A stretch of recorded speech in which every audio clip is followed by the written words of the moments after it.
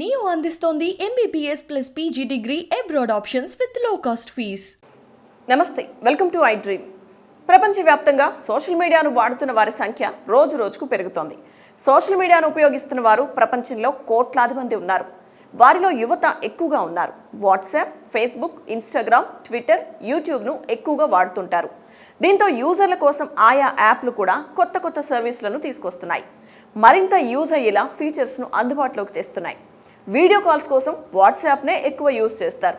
ఫేస్బుక్లో లైవ్ వీడియోలు పెట్టే అవకాశం ఉంటుంది. అలాగే ఇకపై ట్విట్టర్లో కూడా వీడియో కాల్ చేసుకునేలా కొత్త ఫీచర్ను తీసుకొస్తున్నారు. ట్విట్టర్లో యూజర్లకు వీడియో కాలింగ్ ఫీచర్ను అందుబాటులోకి తీసుకొస్తున్నట్లు ట్విట్టర్ CEO లిండా యాక్రినో ప్రకటించారు.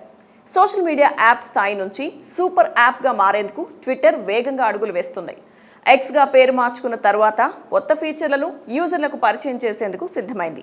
త్వరలో యూజర్లకు వీడియో కాలింగ్ ఫీచర్ను అందుబాటులోకి తీసుకొస్తున్నట్లు సంస్థ తెలిపింది.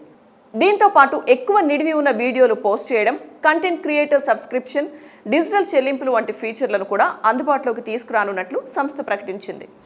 అమెరికాలోని శాన్ ఫ్రాన్సిస్కోలో ఉన్న ట్విట్టర్ ప్రధాన కార్యాలయంలోని వస్తువులను వేలానికి ఉంచినట్టు ఎలన్ మస్క్ ప్రకటించాడు.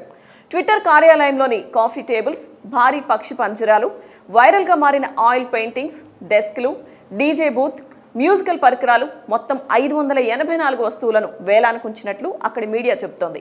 వేలంలో వస్తువుల ప్రారంభ ధర $25గా నిర్ణయించాడు.